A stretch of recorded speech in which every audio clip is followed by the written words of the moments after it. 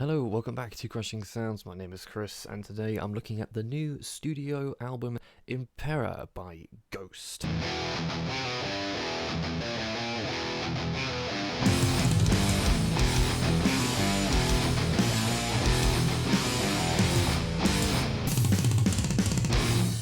So apologies for the delay in getting onto this one. The album in question came out on the 11th of March, but since then I have been in the studio with my band making some awesome music. It was really fun, as always. Cannot recommend Joe Marsh Recordings enough. Really worth the investment if you can use his services because he's awesome. But anyhow, there was no chance I was going to breeze past this one. Fair to say, you are aware of Ghost. If nothing else, I actually reviewed their previous album, Once Upon a Time. I don't watch that review.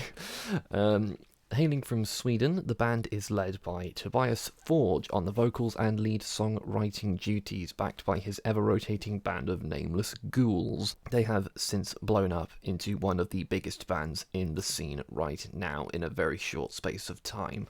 I first became aware of Ghost when I heard the song Secular Haze, and I hated it. I still don't think too much of it, to be fair. I think a big part of what immediately turned me off was that music video, which was obviously deliberately shot to look like some badly cut VHS that you find in a dingy attic in a haunted country manor kind of thing, but of course with no context I thought they were just being serious and it was a shit music video. I still don't think the song is anything that special, but anyway, once they were announced to headline the first Bloodstock that I ever went to, I thought, fine, okay, this band are clearly popular for a reason. I'll check out their newest album, which at the time was fuck the fucking hell, this band are really trying to showcase my terrible way at pronouncing things. Meliora, I think is what it was called. In short, I was immediately hooked. I loved the tongue-in-cheek cult satanic vibe, the catchy as hell melodies and guitar riffs, the infectiously earwormy Square Hammer, as Pope Style was also out at that time. And then, of course, I saw them at Bloodstock and I thought they were great. There was so much cynicism before they played the festival, but they put on a fantastic show, in my opinion. I thought they were great. One of the highlights of the weekend for sure. And that was the same year as the Monomath and Megadeth, so that's a damn good set of headliners that year. So Meliora was very much what I think catapulted them into the mainstream, if you ask me. They've only been getting more and more renowned since that album. All I'm saying is I'm very glad Bloodstock booked them when they did, because they will very soon be out of Bloodstock's reach, I think, if they're not already. I enjoyed Prequel. I enjoyed the last album a lot as well. Not as much as Meliora, but still thoroughly entertained, so I was excited for the release of this new album with the much more easier to pronounce Impera, unless of course I'm just completely getting that wrong as well, which is distinctly possible. Before we get into that though, I will attempt to preemptively respond to the disparaging comments right here, right now. I'll save you all the time of making the comments down there in the first place, because I'm always thinking about you guys like that. Ooh, they're not a heavy metal band. Yes, they are. They're not an especially heavy one, granted, but the affectation is metal, the riffs are metal. They're a heavy metal band, shut up. Oh, but they're so cheesy. I know. So fucking what? If the idea of melody-focused stadium anthem-style metal is completely repugnant to you, I'm going to assume you also hate Iron Maiden. Just a thought. For the record, you are perfectly allowed, obviously, not to like something. Personal preferences are personal preferences after all. Just don't come telling me or someone else that they're an idiot for enjoying this band, okay? They're a great band. They're fun, and that's what they're trying to be. And they're damn good at being fun, okay? Moving on. So, how does Impera stack up following the last two critically acclaimed and massively successful albums? I think if I were to do a one-sentence review of this album, which I don't do, but I'm going to leave with it anyway, it would be, did you like Prequel? Well, you're going to love this one too. Everything that was good about that album is done good to great here as well. Ghost have clearly committed to this stadium anthem, hook-filled sound since the smash success of Meliora. Whether you like that or not is Whether you like that or not is whether you have been on board with this band since that album. I know of quite a few people who love their first album and then nothing else after that. The band have definitely shaved off a bit of the gothic rock trimmings a little bit. That's a bit more of an affectation thing now. It's stadium metal, really, is what we're dealing with here at this point. So it starts with an atmospheric instrumental short intro track. I know I bang on about this all the time on this channel, but still, I'm tired of this. Can we please stop doing that? It's a nice piece of music, to be fair.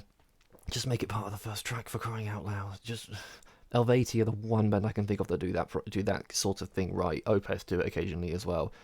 Can we please stop? Just stop doing that. But anyway, first proper opening track, Kaiserion, really threw me for a loop. Given the intro track Spirit on Meliora or Rats on Prequel, I certainly wasn't expecting something fast and, dare I say, upbeat. It certainly was an interesting choice to open the album, given they normally pick something that would really set the tone for the album. I don't know if this song quite does that completely. I like it, but it wasn't what I was expecting. It will be weird to see them open with this live, if they do open with it. It shows us some awesome guitar work right off the bat, though, and I did a lot of research trying to find out who did that high note at the beginning, but I couldn't find anything definitive. I'm pretty sure it's Tobias. If so, goddamn, he's got way better vocal chops than I think any of us gave him credit for, let's be fair. Now, I always thought he was a good vocalist, let's be fair, but he's never gone that high, ever, so ear-grabbing start to the album for sure. The beginning of Spillways made me laugh.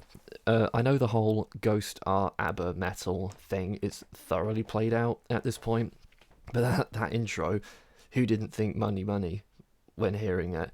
No qualms with it. Everyone loves ABBA, right? The rest of the song, though, we're back to very much familiar territory. Overall, it has a dance macabre vibe to it. God damn it, is it catchy. The chorus also gave me some serious Alice Cooper vibes, specifically the Alice Cooper song Poison. I mean, it's damn near the same melody, which is also fitting, since I bet if Alice Cooper was a new artist today, he'd get the same levels of vitriol from circles of the metal community as Ghost do now. Almost think this song might have been a more fitting intro track than the previous one, but that's just being really nitpicky. Not going to spend too much time on Call Me Little Sunshine or Hunter's Moon. They've both been out for a little while. We all know that they're great. Sunshine is the heavy-hitting riff fest that they do brilliantly, and Hunter's Moon is so goddamn catchy, as well as some really awesome instrumental melodies after the chorus. Probably one of my favourite little sections of the album, but I know those songs a little bit more than the rest of the album, so my other favourite might be coming up later on. When I hear this album a few more times, we'll see. When I first heard the song 20s, I thought, damn, this is like the heaviest thing they've ever written. I love the guitars, the orchestral elements. It reminded me a lot of the heaviest Nightwish songs. I've then heard that there was discourse about this song online, people calling it their worst song ever. So I went back to it to see if I'd missed anything. And then I read the lyrics. Yeah, these are not great. We'll be riding in a pile of moolah. Listen up, you motherfuckers. These Ivy League dopes wanna mock us. We'll be grabbing them all by the hoo-ha's. Okay, now, in the context of the song, when you look at the lyrics in their complete package, it's pretty easy to see exactly what or who they are mocking here. Still, it's a bit unsavoury, a little bit odious, I suppose, at the end of the day. That is entirely the point I'm willing to concede, but I get why people are a bit turned off by this one. Instrumentally, I think it's one of the best on the album, but yeah, a little bit gross. Darkness at the Heart of My Love is a nice mid-tempo ballad, and I adored the acoustic guitar work on this one, and I'm going to come back to the guitars later on in case you think I've missed the giant elephant in the room in that respect. The closing track, Respite on the Spitalfields, come on guys, is close to 7 minutes, which I much appreciate. Their previous album split the last two tracks up when they were clearly meant to be part of the same idea. That's just, long songs are great, make long songs. This song has everything though: low brooding, great guitars, soaring melodies, and this will be the song I will be referring people to when they say Ghost are not a metal band, because this song, as well as all the traditional metal affectations, the heavy riffing, There are harsh vocals here as well. So there you have it. If you still dispute it at this point, you're just trying to be contrarian. Ghost Drum Metal Band, this song proves it, and it's awesome. The guitars on this track are also amazing. I love them so much. That outro is absolutely gorgeous. And here I will acknowledge the elephant in the room. When I first heard this album, I thought to myself several times, these are some Opeth sounding guitar lines. Looked into it after I heard it, and the current incredible guitarist of Opeth, Frederick, features on the lead guitar across the whole album. And not just featured, apparently he collaborated in the writing of these riffs as well. This isn't the first time Ghost have worked with someone from Opeth. Mick Lagerfeld brought a beautiful guitar part to the closer of Prequel, but this is the whole album and a collaboration at that. Die-hard fans of Ghost know Tobias is not one for collaborating. He really likes to be the chief creative driving force of the albums. I don't mean that as a slight against him at all. He knows exactly what he wants from a song and an album, but this is a big deal to have someone collaborate across the whole album, and one that was well worth it because the guitars here are some of the best Ghost have ever had. Not surprising, considering Opeth are riff masters.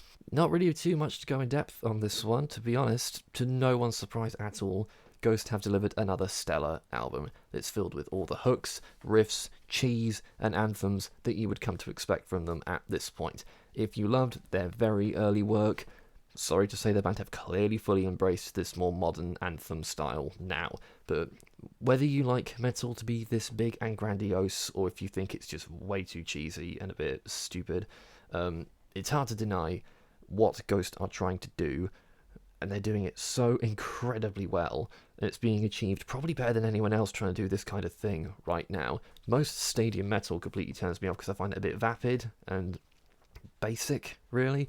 I don't get that with Ghost. They're fully committed and trying to get the best out of the sound that they're trying to do, even if that sound is to appeal to a mass stadium crowd. I appreciate that Tobias Forge wants to be the sole voice and creator of this band, and I totally get that. He doesn't want to be like the other Tobias, who collaborates with every musician under the sun, but getting Frederick on this album was a stroke of genius. Everything to do with the instrumentation is absolutely top-notch. It doesn't quite hit the heights of Meliora for me. That will probably always be my favourite Ghost album. I think it has a strong essential theme running through it, or feel.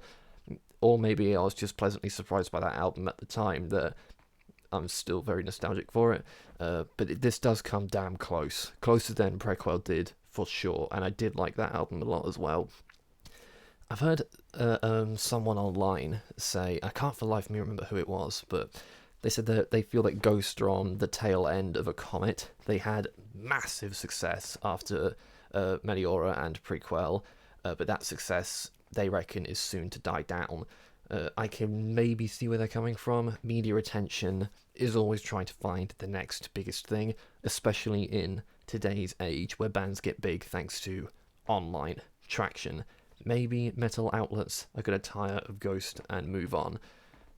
But if the work they're putting out stays at this consistent quality, Ghost are not going anywhere, because their listeners certainly won't be moving on from them anytime soon. So thank you so much for watching. If you've heard the new Ghost album, you undoubtedly have at this point, considering how late I'm getting to this. But let me know what you think.